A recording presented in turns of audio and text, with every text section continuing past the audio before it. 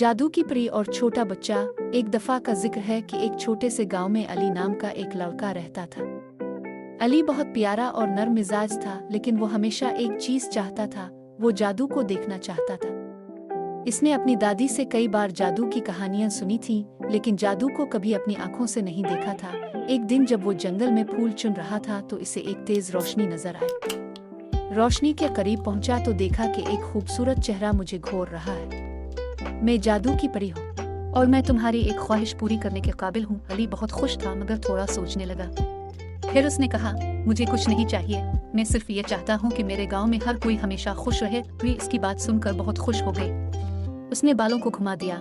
Pre ने मुस्कुराकर अली से कहा, मुझे तुम्हारी हिम्मत और मासूमियत पसंद है। गांव में हर तरफ खुशी का समा है, सब हंसते गाते और साथ रहते थे। प्री ने अली से कहा, तुम्हारा दिल बहुत पाकीज़ा है, तुमने सिर्फ अपने लिए नहीं, सबके लिए खुश